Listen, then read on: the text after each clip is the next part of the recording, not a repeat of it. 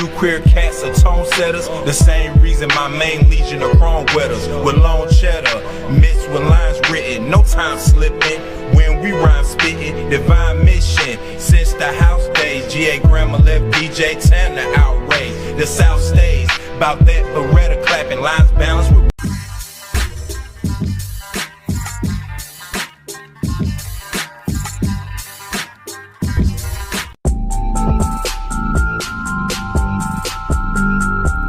Head on over to Spotify and all other streaming platforms. Check out the NoMercyTV Podcast.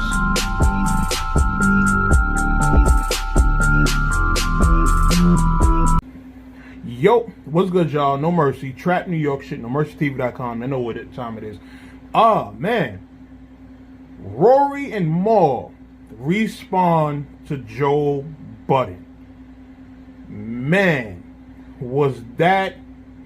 Yeah. That was one of them ones, man. That was crazy, man. So many points they touched on. And I'm gonna come clean, yo. I've never been one of them niggas that been on, like, the Joe Budden bandwagon.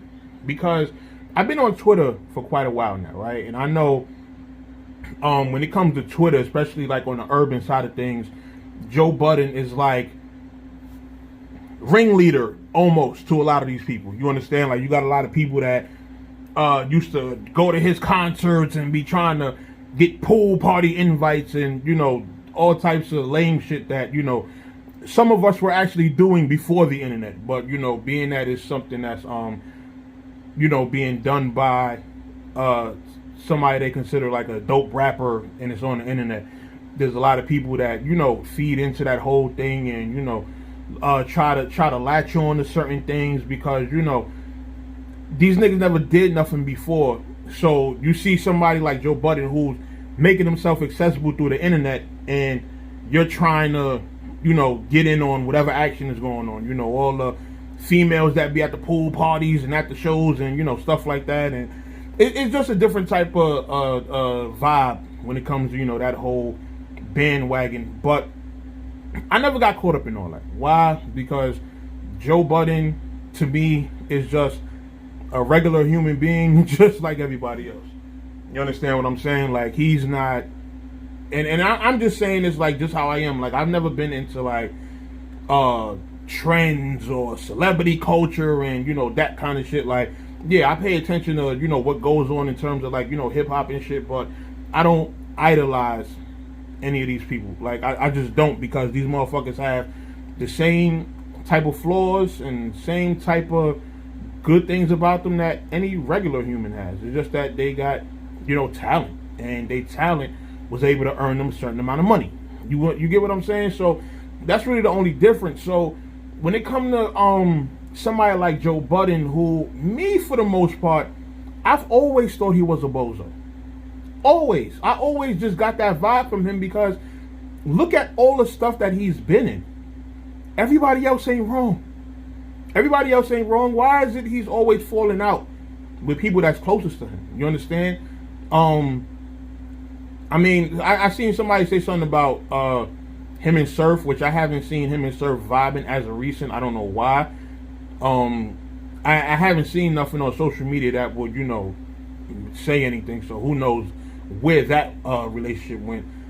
Him and Ransom. You know, a lot of people forget before the BS, him and Ransom was wild cool. Like, they was all, you know, on the Clue tapes together and going up the radio, doing freestyles, etc., doing songs together, all that. So they was cool.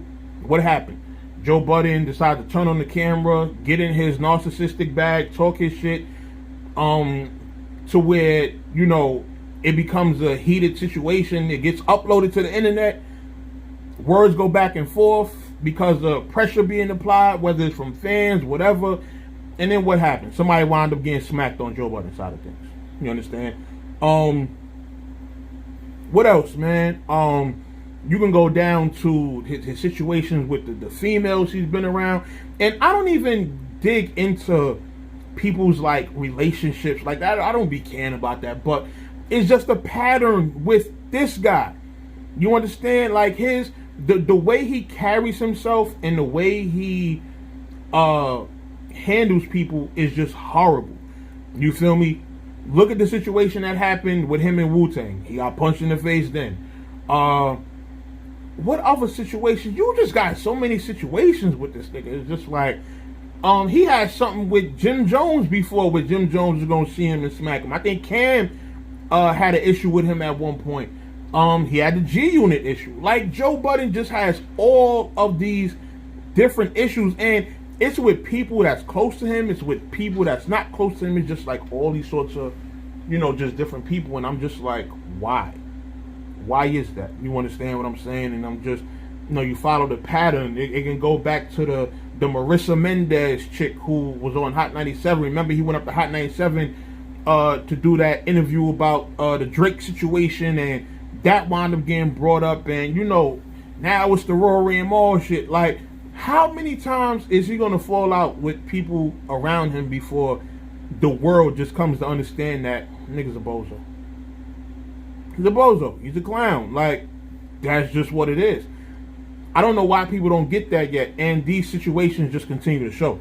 And when I'm looking at, this Rory and Mal thing, right, and their response, I see why Mal is upset, because when Joe Budden went on his rampage and did the whole, I'm firing Rory, he did that whole thing, right? He was throwing a lot of stuff out there about Mal that he may, quote unquote, intend for it to be harmless, but it changes how people can look at someone, right? So when he says about Mal, I didn't know whether Mal was staying in New York or whatever the case was, you got a lot of people that'll take that and can interpret that as Mal being on like some homeless couch to couch type shit.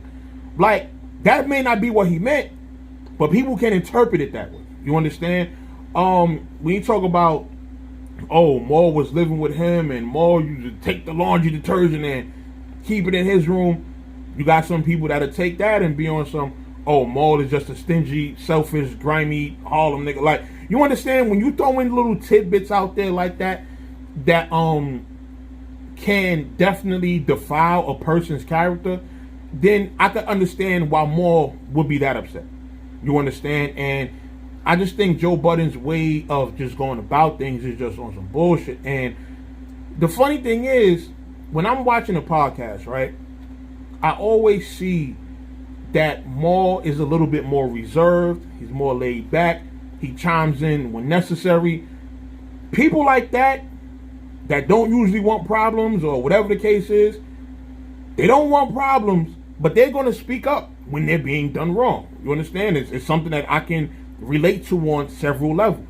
Him and Rory, I don't know what they smoke is. You understand? Because they smoke seems passive aggressive, but then aggressive, but still friendly, and I love you, and that type of stuff. But it's still like, you can tell it's smoked it, and when they bringing up the points about every time they ask about something, Joe is getting mad. You have to watch those kind of people. You have to watch those kind of people, because when it comes to this entertainment business, right, it's a whole bunch of people that are out there that'll take advantage of a person lacking knowledge. They'll take advantage of a person that doesn't ask questions. And at some point, once niggas get enough experience, they're going to ask questions. And if they can't come to you for the answers that they need, you're not going to, you shouldn't be surprised when someone gets in their ear and tells them otherwise. And now when it comes to you, they start moving a little different. Why? Because they coming to you for the answers that they need and they're not getting them. One thing I did want to kind of go off into, right? Doing business with your friends, because I seen this become a topic on social media. Got a lot of people feeling like you can't do business with your friends because of, this Joe Budden shit and how it panned out. It's not true at all. Not true at all, and I can speak for myself. Why? Because I have plenty of friends that I do business with, that I break bread with, And we don't fall out. You understand? Despite the amount of people y'all see me going back and forth with, it be weirdos. You understand? It might be a blogger, it might be a battle rapper, but at the same time, these are not my close friends. You understand? I don't have fallouts with my close people. Why? Because we have a certain, where I'm from and where we from, we have a certain code and we have a certain way that we handle things. So if there's certain things that are going wrong, we gonna get on the phone and chop it up, or we gonna meet up in person and discuss what the issue is. You don't air your peoples out on social media and on camera and stuff like that. We don't do that. We don't do that at all. You understand? Like, there's nothing wrong with doing business with your friends.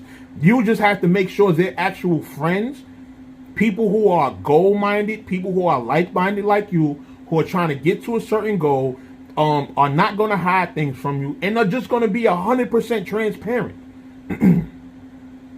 That's how business should be anyway. Business should always be 100% transparent. So if you're doing business with 100% transparency with your friends, you really don't have nothing to worry about. You and your peoples that you actually rock with get into a bag, as opposed to just some random strangers who y'all might not connect with on a personal level or anything like that. That, I'd rather be getting money with my friends than with complete strangers. You understand? But at the same time, when I say friends, it's different. You understand? My friends, I'm 33 years old.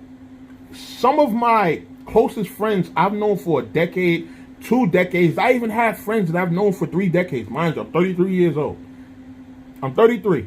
So I have people I've known since I was 3 years old that I do business with. You understand what I'm saying? Like, that type time.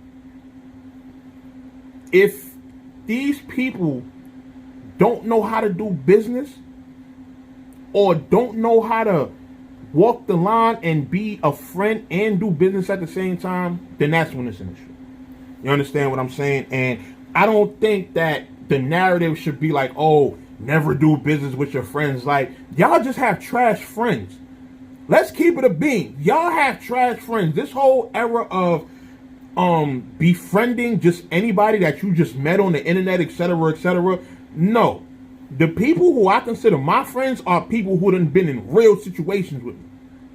You understand? People who lives been on the line, etc., etc. That type of shit.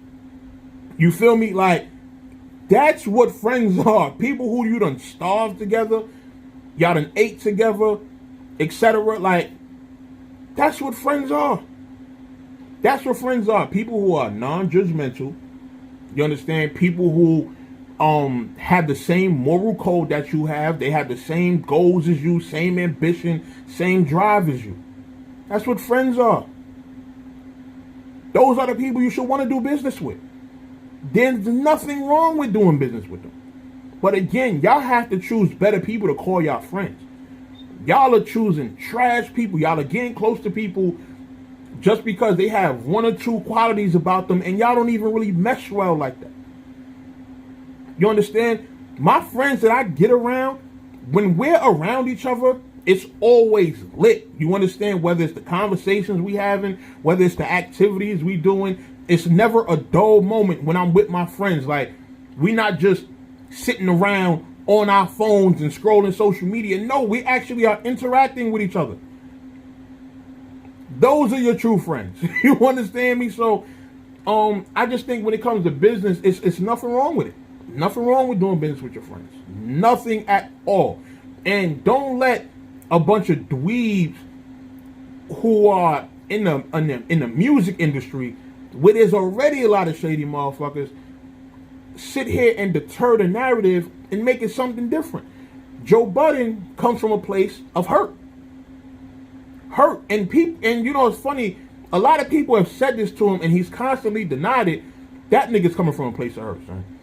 He's coming from a place of hurt. People have done wrong to him. He internalizes the shit, makes it seem like that's how he should treat others, or maybe makes it seem like he should treat others a certain way as to protect himself so that he don't get hurt. But he's an asshole about it. Like, you can protect yourself from people and also not be an asshole at the same time. You understand? I don't think he's mastered that yet. And it might need to. Having a bit too many fallouts with people around him for it to just be like the problem is everybody else. Like, let's be serious here. You understand what I'm saying? So, the Rory and Mal joint was interesting. I didn't bootleg. I actually paid for it. I went to Vimeo, paid my $2. That's one thing about me. I'm just supportive of dope shit. You understand? Like, I didn't watch the Joe Budden podcast religiously like a lot of people do, but I did enjoy it when I did watch it. The topics that I wanted to see what their take on it was, I always enjoyed it. So, they go off and they do their response to Joe Budden. I'm going to pay my $2. Like, I don't mind that. But after watching it, I'll come to, to the conclusion that I would never support Joe Budden. Ever. I wouldn't go to a show. I wouldn't pay for no podcast or nothing like that. Like, nah. I can't support something like that. I can't support something like that where you build something with your closest people, and when they're asking questions to get their proper percentage and things of that nature, you telling them that it's none of their business. Like, are you serious? Like, who do you think you are? You know what I mean? That's wild disrespectful.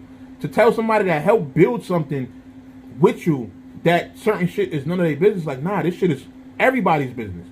If everybody is contributing a building block to building something, then yeah, it's everybody's business. Because I can tell you right now, Joe having on any other guests, I'm not watching. I'm not. You understand? Like, I would have to really, like, just happen to come across a fire clip that happens to showcase the good chemistry that they have for me to say, okay, I'm gonna tune in. But without Rory and Mal, I'm like, nah, I'm straight. You feel me? I'm not definitely not trying to listen to Joe talk by himself. I'm not really trying to listen to Parks Evil. I don't even see him. So, and the crazy thing is they have cool takes, but you don't get that real comedic, outlandish relief like you do from, Rory and Mal being there. So, for me, that podcast is done. That podcast is done dito finito. You feel me? It's almost like the Breakfast Club. Like, if, let's just say, quote unquote, right? People say in the Breakfast Club, Angela Yee and DJ Envy will be the quote unquote weak links, right? I'm not watching that with just Charlamagne. I'm sorry, I'm not. I wouldn't watch just a Charlamagne show by himself. Like, I know with certain people that bring, the most value to something, but even if one person is bringing 50% and the other two are bringing 25 apiece, that person might be the biggest piece, but you still need the other pieces to make up the rest of the shit. Or else all you have is that person by themselves. You don't have a full functioning show. You understand? So, I think Joe got to realize that, like, bruh, it's not just you that, is bringing some type of value here. Like, it's your peoples. And when your peoples are requesting things, and another thing about people saying you can't do business with your friends, you got the nigga Joe saying that he don't mess with contracts. He don't F with contracts. And he said this on the show before. He said, I think when he was replying to Eminem, he said something to the effect of, when you talk about the whole slaughterhouse thing, he's saying that contracts are made to be broken. Contracts are made to be broken. You want to do business with a nigga like that? No. And if you have friends that you're doing business, right, don't get it twisted. It's nothing wrong with getting lawyers, managers and consultants and accountants and stuff like that to make sure all of the numbers and everything run smoothly throughout the operation. There is nothing wrong with that. It doesn't mean that you're a bad person. It doesn't mean the person is calling you a thief.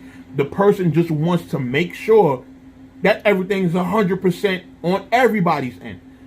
You understand? Like, when they're saying, the first time they did accounting, there was a $400,000 mistake.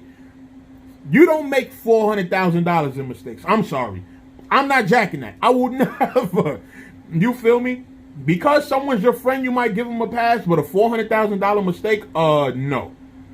That there would have to be a serious talk about that. You understand? Like, that's just crazy, you know. But salute to Rory and Mal, man. If they was to go off and do something on their own, more than likely I would support it. I would support it because I appreciate their takes on a lot of stuff, mostly just because, like, especially Mal, like, his moral compass is where it should be, in my personal opinion. You understand? Like, he's the person that, you know, I say on the show that I most relate to, so that's who I would, you know, be watching for anyway. But in terms of Joe, like I said, man, Joe just always been a bozo. Like, I know y'all impressed by his raps, and don't get it twisted, he's a great rapper and all that, but, man, I see why he's making so much depressing music. Like, his mind is constantly in a dark place, and that mentality oozes out when he's dealing with other people, and it just oozes out in a bad way. You understand what I'm saying? So, you know, it's just unfortunate, man, that you know, it had to come to all this. And I seen Joe's, heard Joe's quote-unquote apology. It didn't seem sincere to me. It didn't seem sincere to me, to be honest. It didn't. It just didn't. Nah, I wasn't jacking. You know, he said he feel like he owes Rory an apology. Nigga, you owe Mal an apology too, because you jumped out the window on him. You understand? And said some stuff that, you know, can create certain narratives about him, and I'm sure he didn't appreciate that. You feel me? So you gotta apologize for that. You jumped all the way out the window on that, man. You feel me? So yeah, that whole situation, man, it's just crazy. But, you know, like I said, man, you can do business with your friends. Just make sure you have the right friends. Stop calling everybody your friend, because that's one thing. Your mother will tell you when you're young, everybody ain't your friend.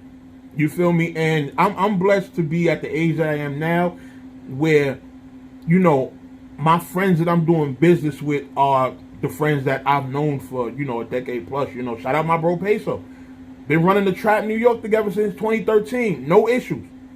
You understand? Like, everything business-wise is transparent. It's not really difficult when it's just two people. When stuff is like just two people and it's 50-50, or, you know, whatever percentage, you know, you and your partner come up with, it's not impossible to do good business. You understand? It's only two people, or even when it's just three people.